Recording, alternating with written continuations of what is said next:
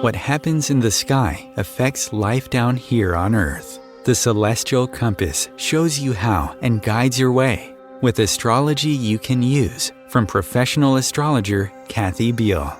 Every episode features her light-hearted, practical forecasts and navigational tips, blended with humor, optimism, and a love of patterns, symbolism, and pop culture references. Kathy translates technicalities into concepts that apply to real life. You'll learn how the current moment ties to where we've been, from the recent past to cycles that last happened years ago, and get a look at where we're heading. And much more, from special topics to special guests. The Celestial Compass, enlightening, entertaining, and empowering. Here's your host, Kathy Beal. Greetings, Earthlings. I'm Kathy Beal of EmpowermentUnlimited.net, and we're going to start today with a brief look at what is happening in the skies in July 2024. A lot of this month is paving the way for times, for things that will happen, that will come to fruition later in the year. One of them involves Saturn basically sitting at the degree of his direct station in the sign of Pisces, where he will return in the middle of January next year, no, early February, next year.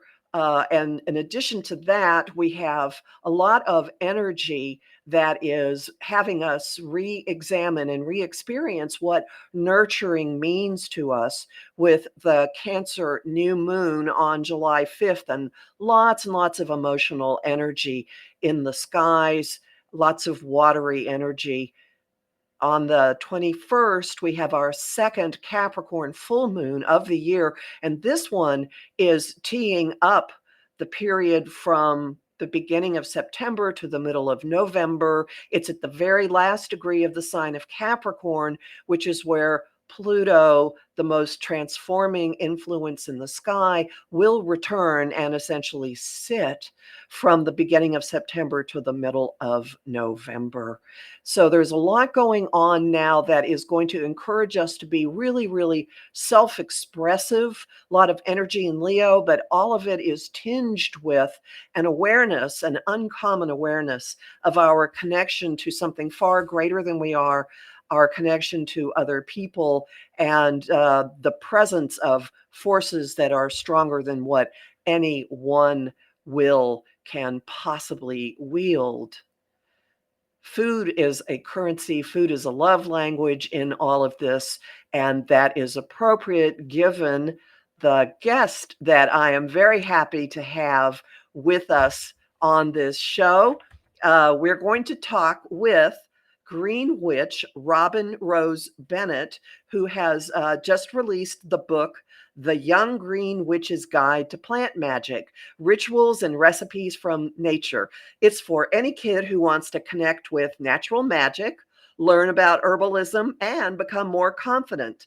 The guide introduces 9 plants that inspire wellness and self-care and includes herbal recipes, magical rituals, and tips for starting and keeping a Green Witch journal. A little bit about Robin Rose. She's been writing, teaching, and practicing green witchery locally and internationally for over 30 years.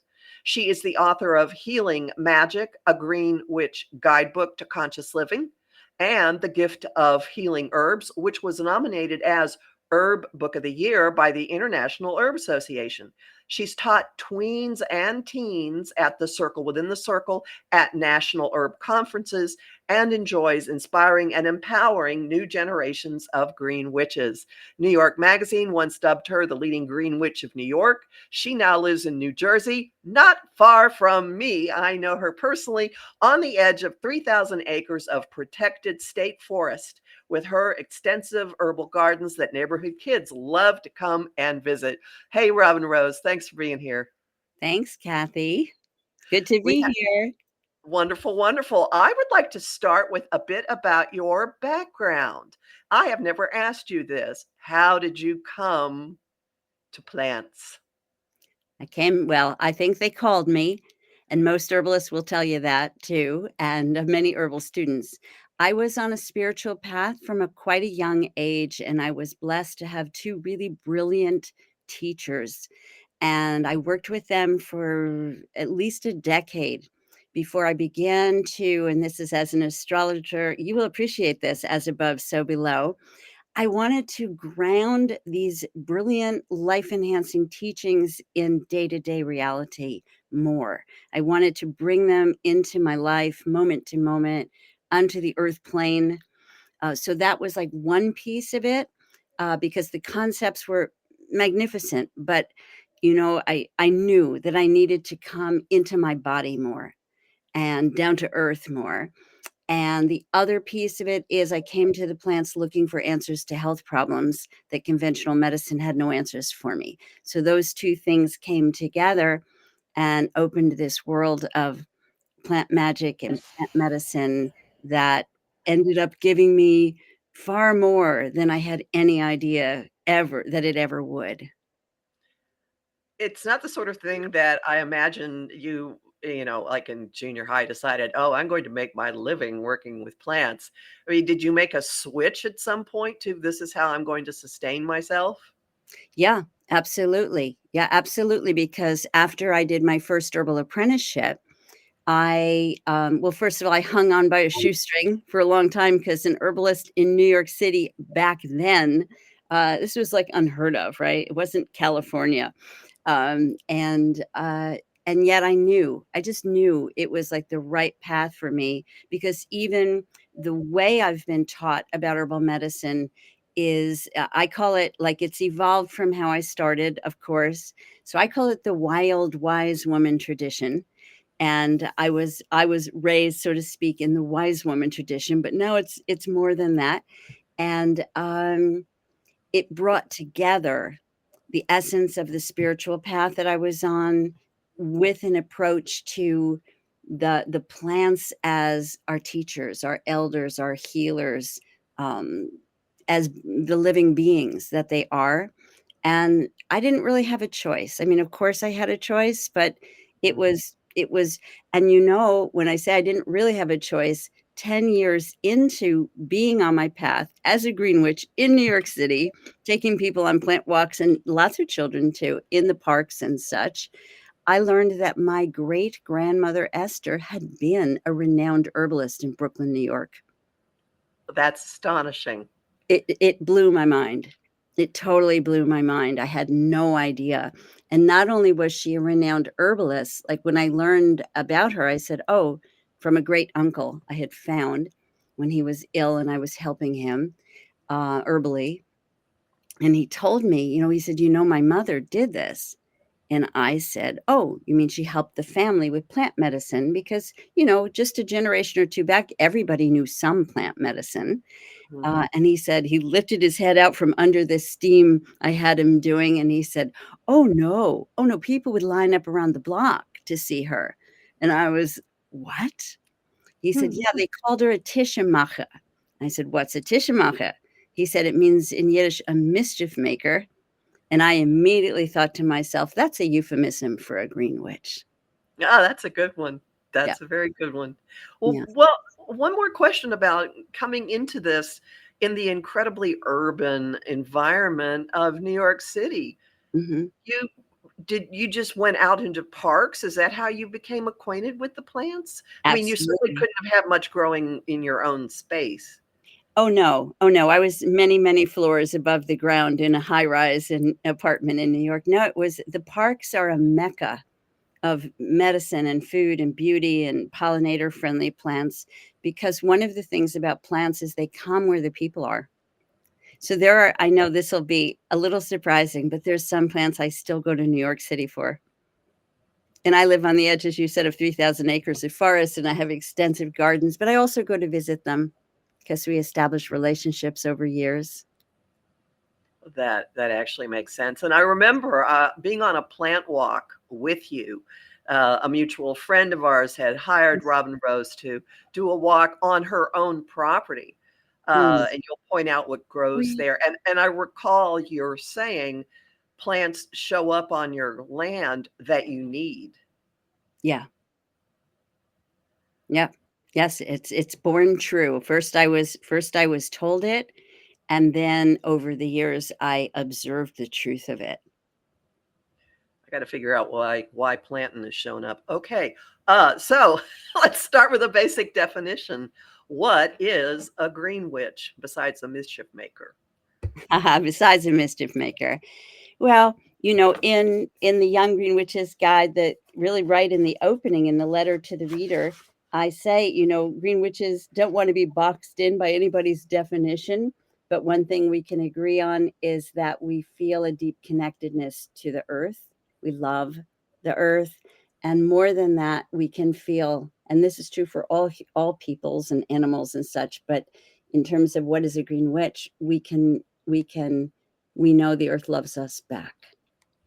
Right? The earth loves all of us, but it's a green witch is a person of any age, of any gender, who feels the magic of the growing green world and chooses to work with it in any way, right? It could be an herbalist, it could be an astrologer who works with the plants as part of someone's chart, it could be a gardener, it could be an artist.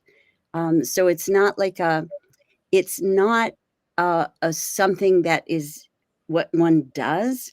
It's a way of being in relate. A green witch is one who is in relationship with the living earth, especially all of nature, but with an especial what's that word, affinity for the plants. Uh, so you yourself work with plants in a variety of ways. Can you sort of explore different things you do? Sure. Well, I mean, I teach people to identify. Mostly what I work with, and this is important, is the wild plants, which are also sometimes known as the weeds, or more affectionately sometimes called the wildflowers, which is basically just a weed when it's in flower. Right. But why the weeds is because they are abundant, they are hardy, they are really resilient. And these are all properties that all of us need in these incredible times that we're in. Right. I listen regularly also to your, astrological, helping us have a framework for the times we're in that is evolutionary. Right. Mhm. And so the plants are going to help us. I'm sorry, you didn't ask me. You asked me, how do I work with them? So I work with them, taking them in, right, as teas, or like, for example, I wanted to talk a little bit about lavender today. And Please. so here's like a little lavender spray, right? Homemade, you can tell because the label isn't particularly fancy at all, although it has a pretty butterfly. So I can, give myself a spray and cool down. So I work with the plants internally, topically, baths, in oils and lotions, burning them, in all kinds of ways. In one of the upcoming events that's going to be happening to support the book launch um, in Queens, New York, the kids are going to make lavender wands. Right? They're going to Oh, make that'll be magic beautiful. lavender wands. So it's like, how do you relate? I work with them by teaching people and ever deepening my own connection. How do you relate with the plants? How do you receive their gifts? How do you how can their medicine support you in becoming, and this is the key point, becoming who you really are, so that you live your authentic life. And I wrote the Young Green Witches Guide. Can I show you the cover? It's so Oh, beautiful. oh yeah, yeah. Yeah, I don't mean to rush, or I don't know what you're Oh no, telling me. no, go right ahead. Okay, so here's the cover, and I just love the artist, who Rachel Grant, who did the artwork for it. But one of the things I did was, I love bibliomancy, as you know, opening a book, asking for a message. So I asked for a message for our conversation, just like, let me open and see. And I opened to lavender. Ah, And I thought, well, that's interesting, given that in mid-July, I'll be doing this event where that's what the people running it chose to focus on. So lavender is cooling. Lavender is a cooling herb. So we're now in the height of summer. right? And in summer heat. So lavender is a cooling herb, but it's also a very calming herb, right? So, and then in terms of how you can work slash play, I think one of the first things I ever did and taught others to do in a workshop was to make dream pillows with lavender. Lavender helps dispel nightmares. Very soothing, very calming plant. And yeah, so that's some of the things I do. And how do you consciously adapt your information for children, or do you? How do you present? How is it any different introducing this to children from You know, introducing it to adults? I will know more in answer to that question in a year from now Uh-huh. after I've done a lot more of it. But I don't think it's really different. I really don't. I think because I'm with Bob Marley, who said, your spirituality should be clear enough to you that any child will understand your explanation of it. And that's kind of been a guiding principle for me. I love that. And so I'm teaching adults the same things, and adults are saying things like, if only I had known this when I was much younger. So, um, maybe a little less philosophy and a little more singing, a little less of, sometimes adults want, well, give me what is this chemical in lavender that makes it cool my body down, or what is the alkaloid in this plant that's going to make it pain relieving, and in other words, prove it. Kids aren't going to care about that. They're not going to care about that. They're going to try it and see, which is what I encourage everybody to do, with herbal medicine. Is that's one of the beauties of it, is you don't have to take someone's word for it. You take it in, whether you're again getting into a foot bath or drinking a tea, and you see what it does for you. So, the plants do the work for me. I'm not interested in convincing anyone. And I think just with kids, maybe the only thing is different is a little bit with vocabulary, perhaps. I mean, I'd still like to stretch, help the children stretch themselves. Uh, but yeah, they just want to cut right to the chase, they want to cut right to the point. And what I love, of course, is they are absolutely tuned in to authenticity. Right, Mhm. sincerity, integrity. So, there's no messing around with kids. If you're not in I have found in the experience I have had, if I'm not in my truth and center, they'll know it immediately. So, I love that challenge because that's where I wanna be coming from. So how did you choose the plants that you focus on in this book? That's a great question. It was hard. But what I did was I wanted to think about plants that would be accessible, that were weedy. Like lavender would be an example of one that's not particularly weedy, but is easy to get, easy to grow. For those who have gardens, or maybe some will be inspired to start gardens. So accessible, absolutely safe, plants I know well, so I could speak about them from my own experience, from my heart, of how wonderful they are, and how many things they can do for you. Like you mentioned plantain showing up, and that's one of the 9 Right. herbs in the book. It's also considered one of the 9 sacred herbs in Odin's something or other. I forget, I wrote it in there. But plantain is, for example, when I'm teaching, I will sometimes say, if I could only have one plant, it would be plantain, because it That's does so many things for us: body, mind, heart, and soul, and it does no harm. So I looked for herbs that would be uncontroversial as far as having any cautions around them, or not uncontroversial, but just the safest herbs. mhm. And yeah, widely accessible, safe, multiple talents. Also ones that could be used in the different ways I present in the book: the creativity in the kitchen, use in magic and ritual, herbal, right? So I wanted herbs that were versatile in terms of that. And so I picked 9 of my many favorites. I picked 9 of my many favorites. And you start with rose, which I think a lot of Yes. people wouldn't think of as herbal. Right, right.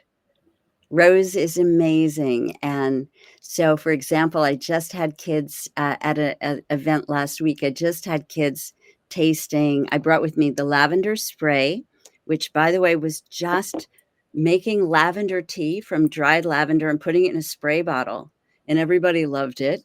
And then I brought some rose honey, because rose honey is so delicious. So, yeah, I guess that's but I see I do this with adults too. I was gonna say maybe that's the difference, but it isn't because, engaging our senses, engaging the kids' senses. I do find kids love herbs that they can put in their mouths. They love herbs that they can eat.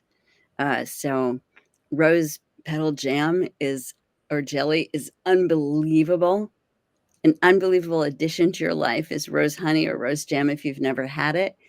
Um, so yeah, and rose, one of the reasons for rose. So every plant in the book, Kathy, has, I don't know how much you've gotten to go through it yet, but every plant has what I call, like I open it with its magic, its Mhm. unique magic, and what that plant says, and a poem.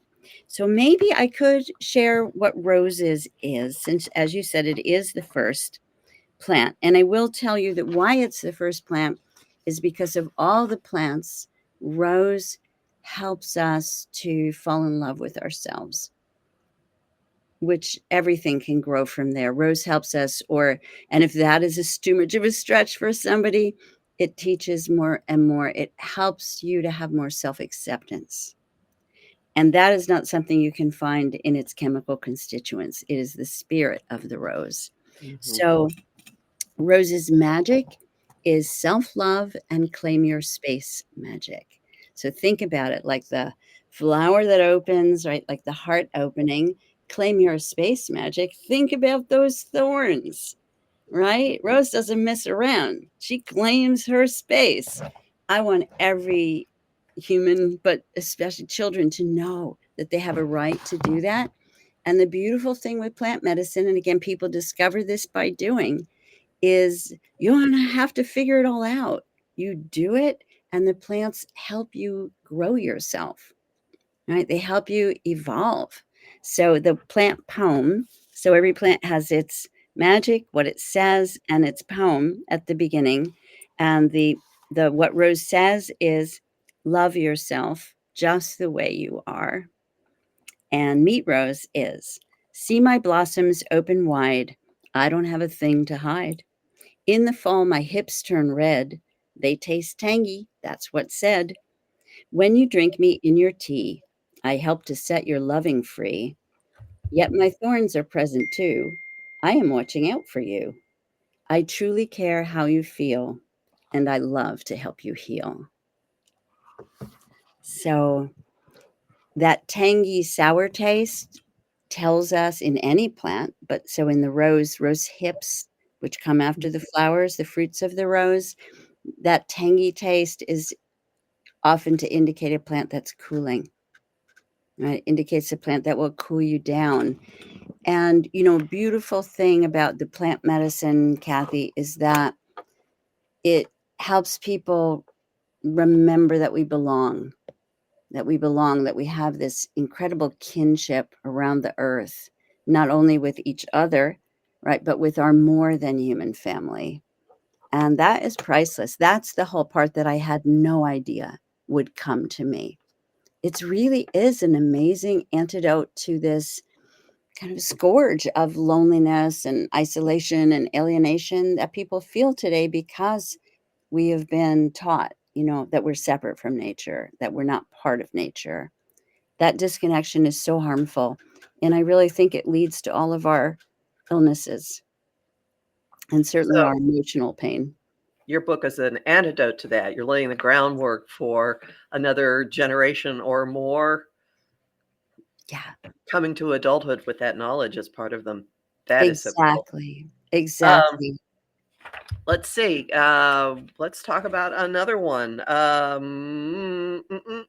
White pine. Yeah, white pine. White pine is peace magic, right? Inner peace, outer peace. I'm going to see if I can find the illustration in the book because it also is beautiful. I mean, they all are really, but so here's white pine.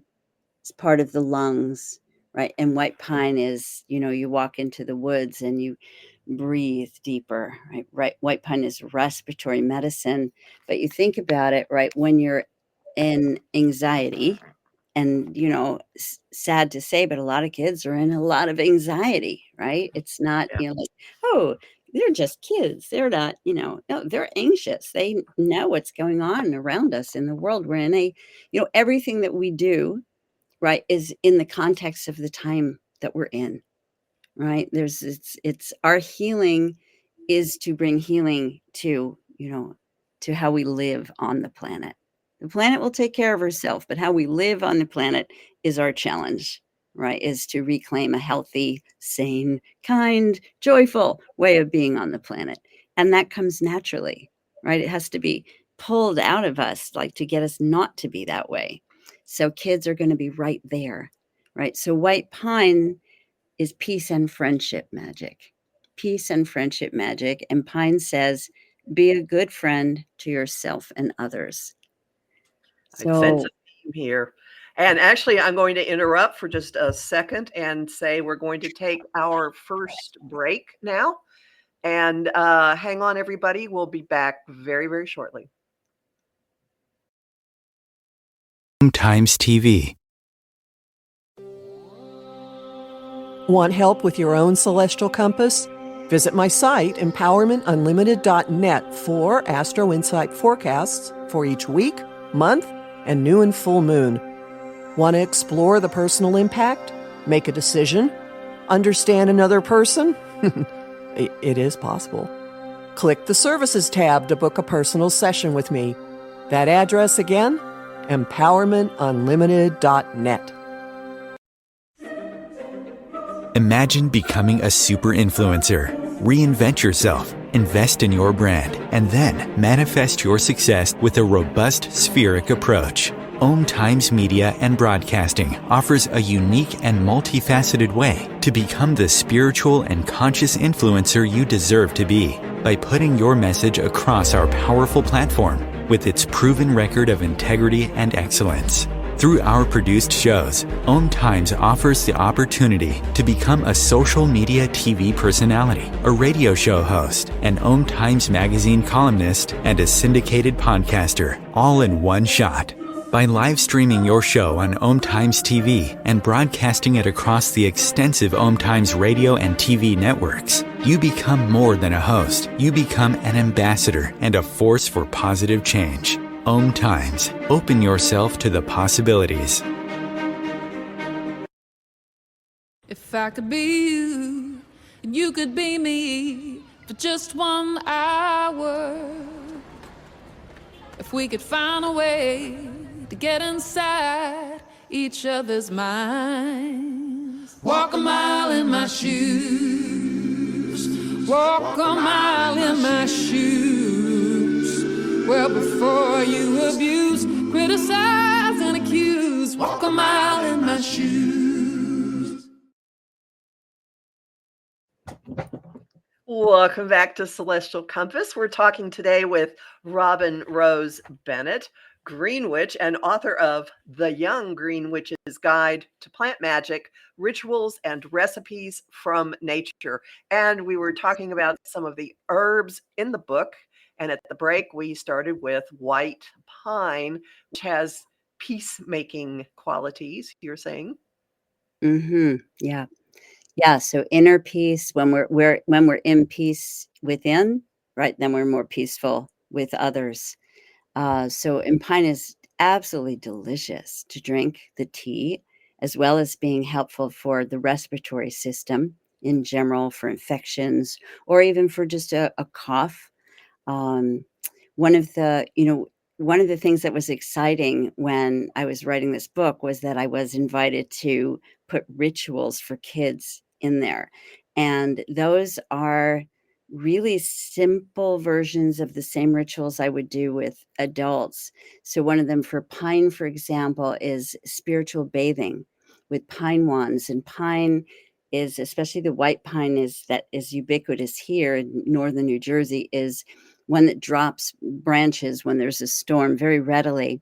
So the instruction is to go find a branch on the ground, or I give just instructions on how to respectfully and healthfully for the tree clip the branch if need be, and to dip that branch in the pine tea and basically do like a bath, right? As imagine like a little circle party, and everybody does a pine wand bath for each other. It's really fun, and it literally is transformative. So things like that, like fun, simple rituals that speak to, all ritual. I mean, this, right? All ritual speaks to our, I don't know, inner child doesn't even quite say it, but the way that our spirit, in a way, processes information, it really responds to ritual, right? To the not just like talking about things, but where you're embodying how things work, how things come into being, or how things pass away, right? And the plants are natural teachers of the cycles of life, right? And again, even as adults, right, where most of us were not raised with a healthy understanding of death, right? And it's part of life. The plants show us this. And so even how the plants can help with that, right? And that everything goes back to the earth and plant seeds for the next generation, that rebirth is a part of life as well. And then I'll just be encouraging kids to find like which plant is calling you from the ones you read about. So like I got one email that made me so happy, a picture of a 9-year-old reading the book. And she said, I'm going to ally with lavender. And so allying with the plant is when you feel like a real connection, and that plant will be your teacher and your kind of support, your friend, a real friend. And I also think that your ally is one who helps you connect with other plants, right? They're very not jealous. They're very So jealous. like your gateway drug. Yeah, it's your gateway ambassador, and Gateway. I feel like an ambassador between the people and the plants, and the people in the wild. Well, that would that would fit based on my observation as well. There are two others I want to specifically talk about. I don't know Sure. if we'll have time for more, but Okay. one that I think a lot of people don't know about, I could be making a presumption here, is oat straw. If I was going to guess which one was going to come out of your mouth at that intro, I was going to guess oat straw. Hey, maybe So you're psychic. yeah, I am. I'm a witch, a green witch. Oat straw is the only plant in the book that is an annual, meaning it goes to it has a 1-year life cycle, set seeds. And oats does grow wild if you live like anywhere near any horse farms, right? Only because it escapes cultivation. But it is the same plant that's in like oatmeal, except for it's the grass that oatmeal seed grows upon. And what I love to share with people, and I'll just do it with you right now, is just imagine that out of the bottoms of your feet, little tiny roots sprang out and they grasped into the soil like grasses, right?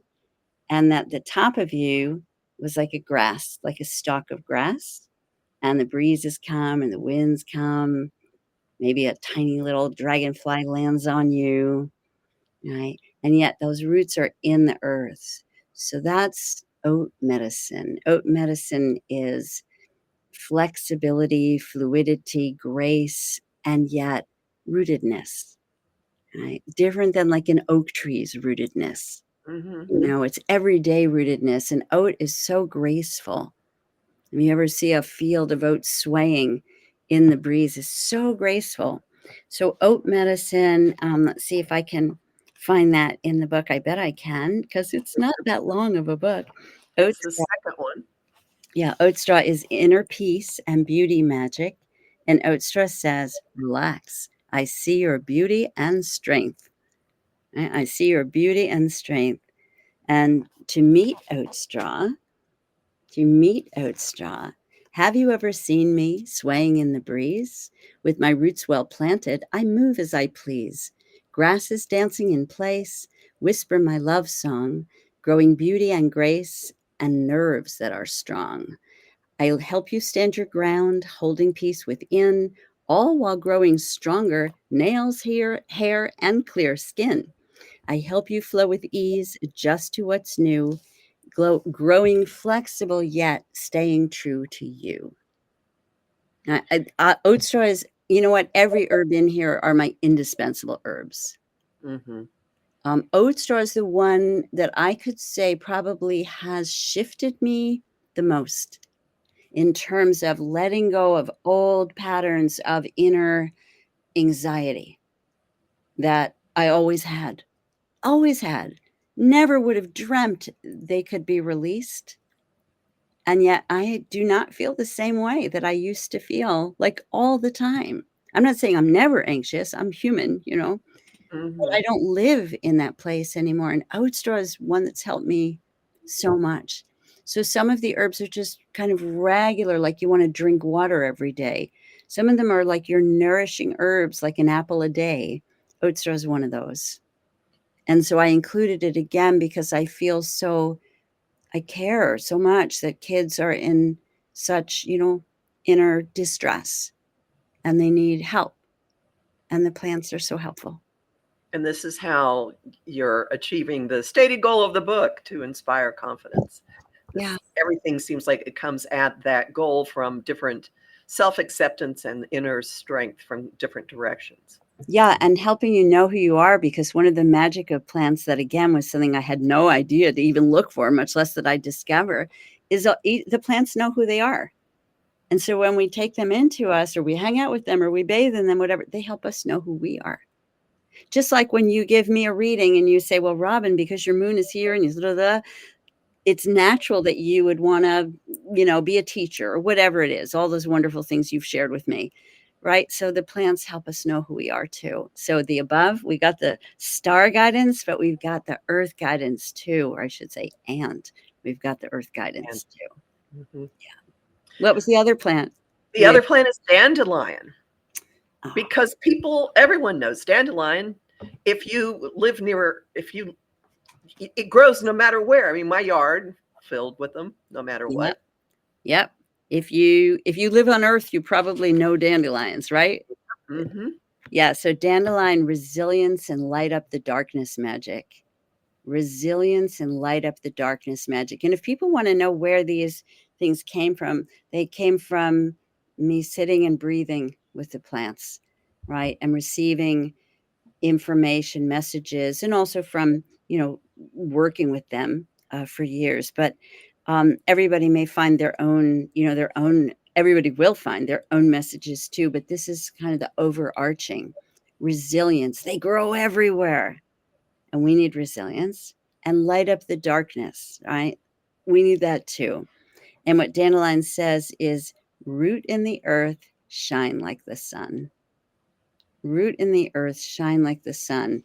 Dandelion has so much medicine, I don't even know where to start. But let's talk about the flowers, because they're so beautiful.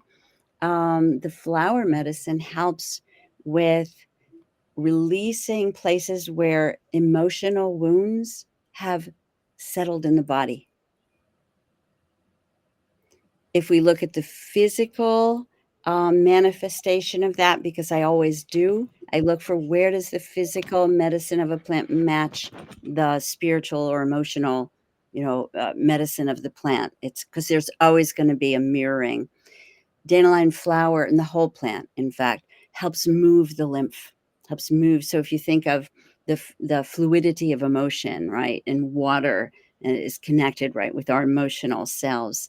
So Mm-hmm. dandelion flower applied on the body, right, helps to move places where emotions have gotten congested and stuck, because that's what we humans do, right? When we don't know healthy ways to process something, or express something, but be it anger or grief, right? It kind of gets shoved inside, Mhm. right? And so dandelion helps us move it, move it. And the leaves are yummy, whether cooked, sautéed, or fresh in salads. And you have a pesto recipe. Yeah, yeah.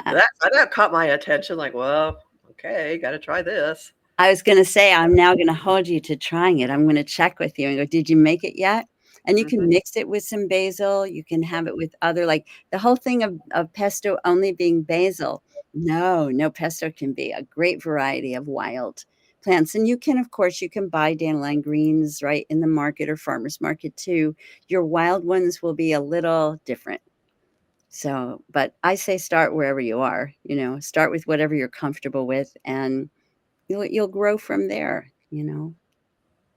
Well, everyone has I can't think of anyone who wouldn't have had the experience of picking a dandelion and blowing it. That is a Yeah. universal action, it seems to me. I bet you're right, and that what I love is that the flowers are like the sun. They have that solar energy, and that when the plant goes to seed, it's like the moon and stars, right? It's like a big full moon filled with little stars. So again, there's this kind of lovely wholeness in the plant, and, something else I wanted to yeah, one of the rituals in the book is a riff on that blowing, making a wish with the dandelion flowers, but you're also planting dandelions when you do that. Um, Something about that I was thinking too, it's just it went, so it went like the seeds, it went like that fluff flying off, yeah, yeah.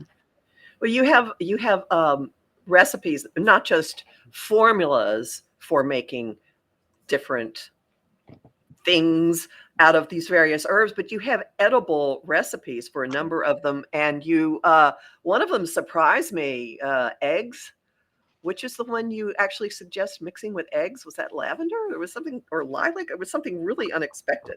Of I course, I didn't write it down and you don't remember. At any I rate, don't just I don't know off the top of my head, but every chapter has creativity in the kitchen with the plant. mhm. So, like, dandelion pesto, as you said rather, which I did with a cup of fresh dandelion and a cup of fresh basil, so a half and half, along with, of course, garlic and, garlic and salt and oil. But we have, let's see.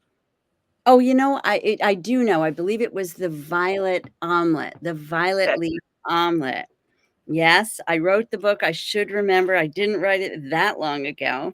So let's see if I can find it. I can find it. Here we go. Violet ritual. Can recipes be far behind? No. Creativity in the kitchen. You can make many wonderful herbal preparations with fresh and dried violet leaves and flowers. So, what Kathy, you were asking me about was the sweet violet mushroom cheese omelet, right? Right. So, you don't want me to give the whole recipe, or do you? No, just I wanted to introduce people to the notion that this exists And, and and, make it, them and it's curious. very pretty. And it's very pretty when you put plants and flowers, leaves and flowers in your food. I like to do that very regularly, whether it is opening up dandelion flowers and putting them in, or the violet flowers, or I'm sure there's others that I'm not thinking of right now. But yeah, wild things are almost always in my meals And because they make us freer. and one other aspect of your book that I want to be sure that we have time for is the notion of journaling.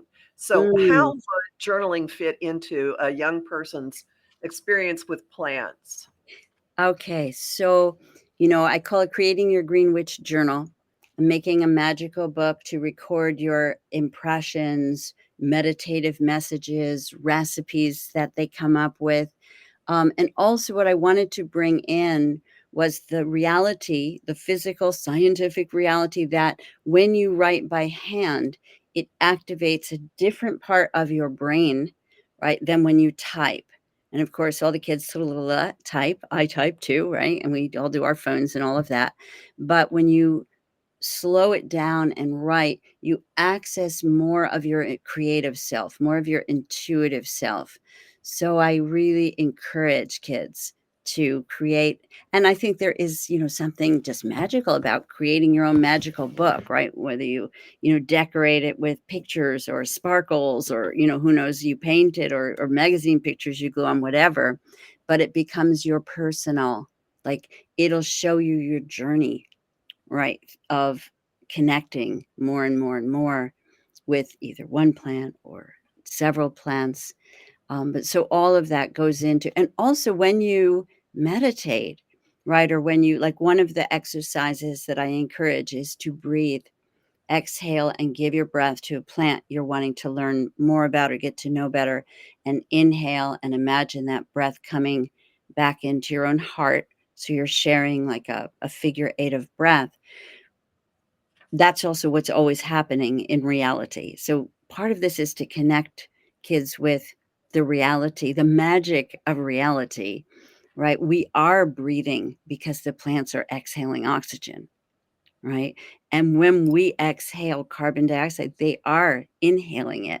So when you get a message from a plant, when you're in that quiet place sharing breath, you may think you'll remember it and you won't. So often you won't remember it.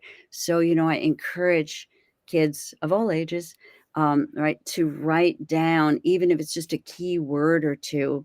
And even sometimes, I'm sure you know this too, and listeners, you probably know this too, right? Sometimes you don't think you got anything, but you'll write a key word or two or a phrase, and you come back to it, and later some insight rises from that. So, and I'm a Yes. writer, so I love to encourage the kids to write.